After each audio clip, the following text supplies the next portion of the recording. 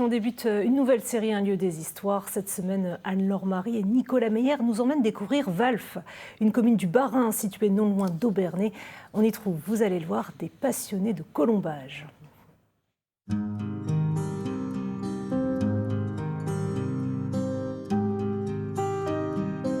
Bienvenue à Walphes, petite commune barinoise d'environ 1400 habitants et située entre Strasbourg et Célestat.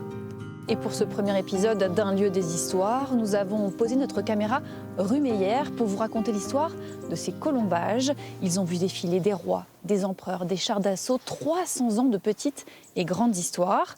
Ils ont été construits au départ à Leutenheim, à 70 km d'ici, puis ils ont été rachetés par Marilyn et Christophe, qui les remontent petit à petit. Le couple savoure ce projet, prend le temps de profiter de chaque étape de la construction. 110. 110. C'est normal du coup que ce soit plus bas que les autres? Elle est toute tordue la maison de toute façon. Des mesures pour la prochaine étape, projeter du chaux chanvre, le matériau choisi pour isoler la maison. À l'époque, il y avait le torchis, donc le mélange de paille et de terre. Le chaux chanvre se rapproche beaucoup en termes de gestion de l'hygrométrie dans le bâtiment ancien, ce qui est très important. Et on va juste utiliser une machine pour la projection pour avoir un travail un peu moins pénible et que ça aille un peu plus vite. Pour l'instant, seuls les colombages sont assemblés. Des colombages datés de 1728 et qui ont bien failli finir en bois de chauffage. Abandonnés, puis entreposés 20 ans dans un hangar, ils sont rachetés par Marilyn et Christophe, passionnés par ce que ces vieilles constructions ont à raconter. C'est un ressenti quand on va visiter des vieilles maisons, il se passe quelque chose, quoi. Il y a déjà un intérêt pour moi. Moi, je suis amoureuse de l'Alsace.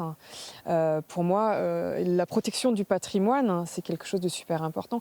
Un projet chronophage évidemment, notamment en heures de bureau. Permis de construire, devis, demande de subvention, tout prend du temps. Là, en ce moment, on est dans les demandes de subventions. En l'occurrence, on va demander à pouvoir avoir le label Fondation du patrimoine qui, derrière, vous octroie des subventions par rapport aux travaux que vous faites et qui sont visibles depuis l'extérieur. Marilyn et Christophe travaillent. Elle est céramiste et lui, éleveur d'escargots. Malgré tout, ils tiennent à faire le maximum eux-mêmes jusqu'à débusquer les matériaux. Les tuiles qui sont dessus, on les a chinées à droite à gauche en Alsace.